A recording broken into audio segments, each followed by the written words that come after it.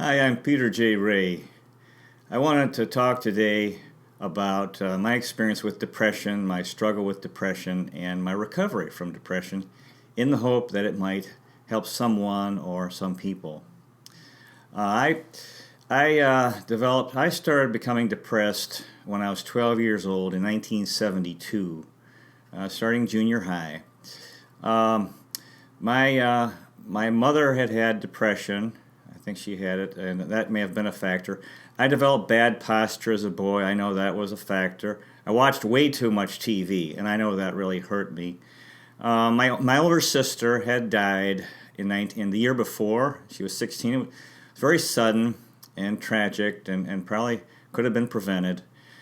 And so I had sad parents. That was a factor as well. But the thing is, I started junior high in Rocky River, Ohio, and the way they had it set up, they had these 5 elementary schools that brought students there. And I found actually my childhood was pretty easy. I was happy. I could make people laugh, but it seemed like all of a sudden life became very hard. And I found it very tough in junior high, 7th grade. I was very intimidated by other kids, all these new kids I didn't know, and by and the whole culture of sports. I really was not a good athlete, and I wanted to be. I became a diehard Cleveland sports fan. That didn't help because I was living through other people. That didn't help. You have to do stuff in your own life. So anyway, that's when it started, and I became subdued. I became a good student. I became kind of quiet, and I was unhappy.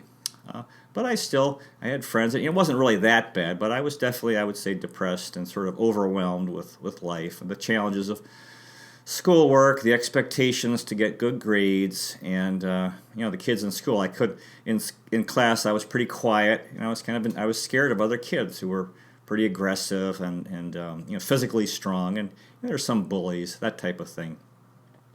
So anyway, my life continued like that up until the senior year of high school. And by then I sort of got fed up with being miserable. And I thought the answer would be to start drinking and smoking marijuana. And so that's what I did. I pursued that avenue.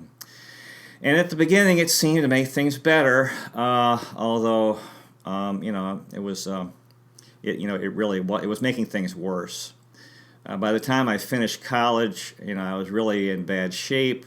I was weakened by all this drinking and a lot of marijuana use. After college, I came home, and I was very depressed. I didn't have a marijuana supplier, and I ended up, my depression kept getting worse. This was, worse. I was out of college, and I felt like I needed to get a good job, but I was so depressed, and spent a lot of time alone. And anyway, and then, the next several years, I traveled and had different jobs, and I found my way back to smoking marijuana again, and getting crazy, and getting into becoming very argumentative and difficult, and eventually I spent time at home again with my parents, and I was very mean to my parents. I was very angry, and then, I finally made my way into AA, Alcoholics Anonymous, because this was considered a good, and I needed to go. I definitely had a problem with drinking and with drugs. So I went to AA meetings. By this time I was like 23, but I was still very depressed. I was very depressed. I had a job, and during my depressions, when I've been depressed, it has been to the point of mental retardation, I think, because I really couldn't think very well. I remember this job I had, it involved, we had to fill out paperwork with codes, and there was this guy at work who had this card and I kept borrowing the card from the guy, or he would make a Xerox copy, and I would lose it, because I couldn't think very well. And I remember one day he said, "Well, okay, he was in a hurry. He let me borrow the card." He said, "But make sure you don't lose it." And of course, I immediately lost it. So, anyway, life was very painful. Life was hard. I was really depressed, and then in 1984, my older brother had gotten involved in Self-Realization Fellowship, which is an organization founded by Paramahansa Yogananda, who is from India, and it teaches yoga meditation and how to live teachings. And so he told me about it, and I applied for the lessons about how to practice yoga meditation. And this is early January 1984. And I experienced a dramatic healing. And all of a sudden, I had been really a dead man. I was like my spirit was dead. I was walking. There was no joy in life. And then, through practice of yoga meditation, I was healed. I became very happy. All of a sudden, I was looking at the world and seeing beauty, and at the sky and the birds and the trees. Well, it's January, so but anyway, I started and I became interested in life. I was happy to be alive, and I wanted to do things. And then I got a job in a nursing home as an aide, but the thing is, there were problems in my character that I really wasn't aware of, and I started getting into conflict with other people, conflict at work, and conflict with my mother at home, and excuse me, and then I wasn't really living a healthy lifestyle, not getting enough sleep, and then I started drinking again. Yeah, and I started taking drugs again, and then this in the next year and a half were a total disaster, and I became arrogant, I became abusive, I became difficult, and for a while I thought I was doing well, and I ended up living some bad places, and but I had this energy. I could make people laugh. I had some charisma, but I was also getting into having conflict with people. And then eventually, I crashed and burned. I was depressed again, very depressed. And, these depressions kept getting worse. And eventually, I gained a lot of weight. I was smoking cigarettes. And after living in some bad places, my parents, they finally let me come home. They gave me one last chance. I came home, and I was very happy to be home because they had a nice home in the suburbs, peaceful environment, and they're good people. My parents were good people. Sorry about the telephone. And anyway, so I started putting my life together, and I was going to AA meetings. I knew I couldn't drink, couldn't get high, and my father had told me that if you drink or get high, you're gone. So anyway, for the next, I started putting my life together again. This was 1985 to 89, and going to AA meetings. I started working, and I went to school to become a high school history teacher. Yeah, so my life was going well, and I was happy. There were some problems, but nothing terrible. So finally, and then I got a job in Switzerland. A couple of years I was teaching school over there, and then I went to the Philippines. Ended up getting married. My wife's a Filipina, and ended up spending 20 years in the Philippines. And my wife Alice has a small high school in Metro Manila, Philippines, and we worked together. I was a teacher. We had a son named Tim. So I was married. I was working. I had a son, and over the years, I would experience unhappiness. In fact, I went to Guam for a year because for a long time, I thought, I'm unhappy because I'm living in the Philippines, living in Manila, and Manila was pretty challenging. The situation is very hot and poverty-stricken, although the people are wonderful. But I found the conditions very difficult. Very little nature, very noisy, really bad traffic, lack of nature. So anyway, but I started going through the same cycle. I would become very unhappy, and then I would realize, I need to meditate more. I need to practice this spiritual path that I have. There are books to read, and spending time in meditation takes time, takes effort, but it's worth it. Nothing is more worthwhile. So then, when I would make a great spiritual effort, when I would meditate a lot and put time into it, and try to succeed in meditation, I'd become happy and energetic and creative and intelligent, and I could be a better teacher.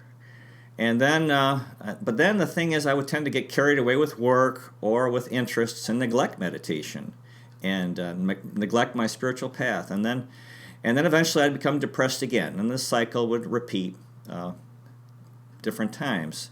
In 1997, the Cleveland Indians lost the World Series in very close. And then, I got so miserable. I was so miserable after that. And then I thought, well, I've got to meditate more. I've got to rededicate myself to meditation and following the path of self-realization fellowship. And then my life became much better again. Same thing. Around 2006, the thing is, when things start going bad, the thing is to nip it in the bud and turn back to living a healthy lifestyle or a better lifestyle. Sometimes I wouldn't. I would just go down, down, down, and that's what happened in 2006. Went really down and became very unhappy. Again, I blame my unhappiness on being in the Philippines. So finally, 2008, I was able to move back with my son, but my spirit was weak, and I didn't do well. I had culture shock here in the U.S. So, and went back to the Philippines, and I thought, wow, I really have to spend more time with meditation. I've got to really dedicate myself to that because I was tired of having problems. So I did, 2009. I meditated a lot the whole year, and it helped me a lot. By 2010, I late in 2009 and 2010, I was able. I had a very strong spirit, and I had a lot of energy and a lot of creativity, and I was very happy and charismatic, and I was doing a good job as a teacher. But then I neglected my spiritual path, and then I developed pride. I developed pride, and I thought I was so great, because at that time I was doing well, and so this is a great danger. And then I started having conflict with other people, with students, with my wife, and with and then I was abusive. So I carried that out. That lasted for about a year and a half. I got obsessed with Philippine politics, which was kind of crazy. That became my whole life, and then I neglected my teaching career, which was wrong. And then in 2011, my father was dying, and that was that affected me. He died, and then I fell into the worst depression of my entire life in 2011. It lasted for 2 years. It was an absolute nightmare. I stopped teaching. I felt very uncomfortable around other people. I just wanted to be alone. I felt like I was a damned soul. I felt like there was no hope for me. And those were not teachings in Self-Realization Fellowship, in SRF. But that's the idea that I developed, that I was a hope. And I just watched television. And the only thing I enjoyed was sleeping, being asleep, because that brought me relief. And just being awake was very painful. And so my life was just a nightmare. I wanted to die every day, and I didn't want. I know this was very hard on my wife and son because I was such a negative presence there, and I couldn't help. I couldn't help my wife. Couldn't help. It hurt them to be around me, and so it was horrible. Eventually I just watched television, and I just ate and slept, and that's all I did was watch TV. Sometimes I get some relief from watching a good movie. I could escape from this nightmare I was living through.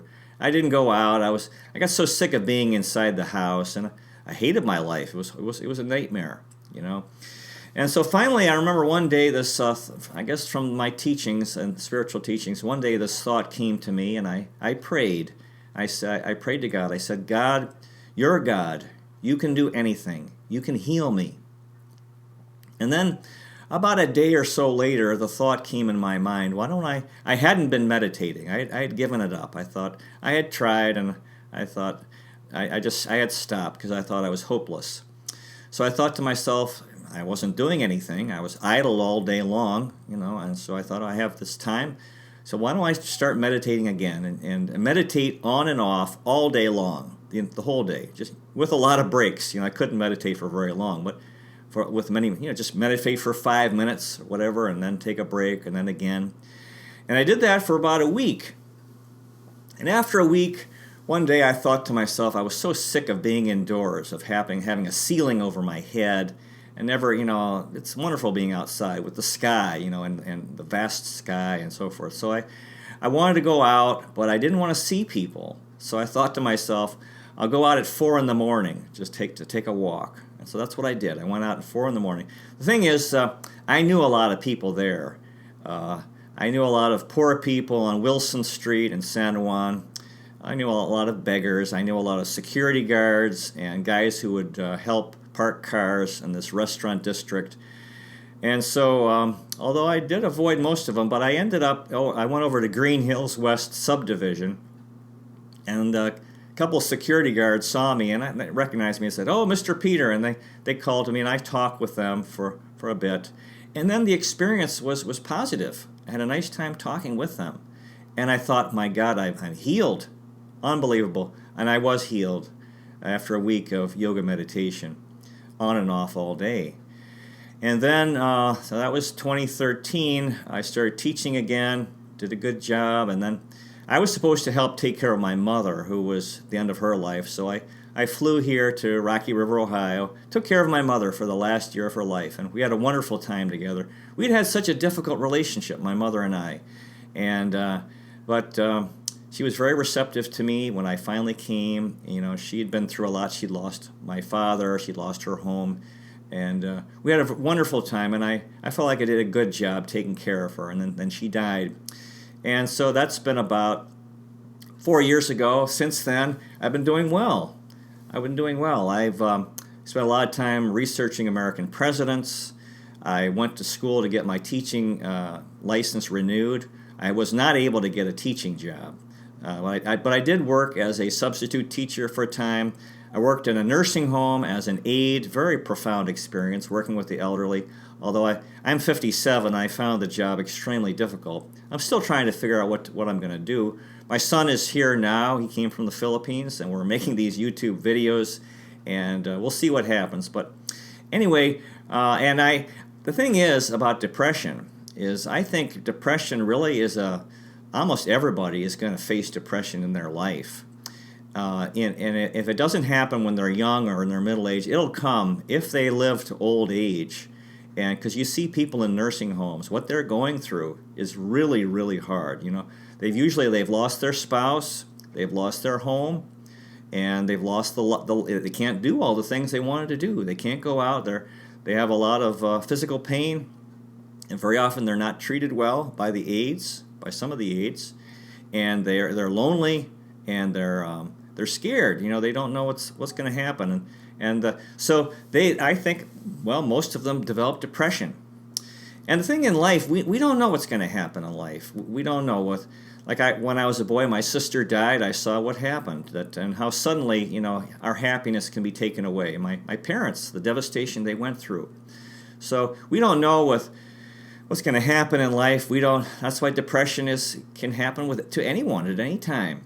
You know, we can someone that we love very much can die. People die at any time. We can lose our physical health. We don't know when people have car accidents or they get sick. People lose their jobs. You know, all of a sudden, and that can lead to depression. So, but my belief, I have a strong belief that if we make spiritual effort, and I'm not saying that everyone should be in the spiritual path I'm on, self-realization fellowship. No, but there is a spiritual path for everyone if they search for it. And if we make a strong effort, spiritual effort to connect with God or Divine Mother, I like to call God, or Heavenly Father, or friend, whatever we want to call this being, this very positive being, we can be happy no matter what. And I know I could become depressed again, and but I can prevent it. It's up to me and what I do today, and I have to live a healthy lifestyle. I have to have a strong spiritual life. I have to eat healthy, and I have to exercise, and have some healthy interests, and important, and we need to work, and relationships, have friends. But the main thing is, we all were created, and we were not abandoned by our Creator. We are loved. We are loved very, very much by this being, and this powerful, loving being loves us. And if we can, and this being is a source of positive energy, of joy, of love, of wisdom, of power. And we need to connect with that being, that divine being, that the Creator of the universe. And if we do, We'll be okay. We'll be okay. But if we don't, we're in trouble. Okay. One final thing. There are just 5 books from Self-Realization Fellowship I want to mention. First is Autobiography of a Yogi by Paramahansa Yogananda, published in 1946. This is where Yogananda talks about his life growing up in India and his spiritual search and looking for saints, finding his guru, his spiritual master in India, and then coming to America in 1920 and establishing Self-Realization Fellowship. The next book is Where There Is Light by Paramahansa Yogananda, 1988. This is a wonderful book. It has these short excerpts about ideas for life and wisdom and how to cope with life and how to be happy and live a good life. The third is Finding the Joy Within You by Sri Dayamata, 1990. Again, Sri Dayamata was the president of SRF, and this is a wonderful book of inspiration, encouragement, and wisdom, helpful ideas for living a good life. The next book is From Whispers from Eternity by Paramahansa Yogananda, 1986. This is sort of a poetic book of prayers that you can read that help you to develop a relationship with Divine Mother. And the next is The Yoga of Jesus by Paramahansa Yogananda, 2007. We actually believe that Jesus Christ meditated. He practiced yoga meditation. And so this gets into some of the references from the New Testament, from the Gospels, that Jesus makes, that are made about his life that would indicate he practiced meditation. So once again, thanks for watching. I wish you well, and hang in there.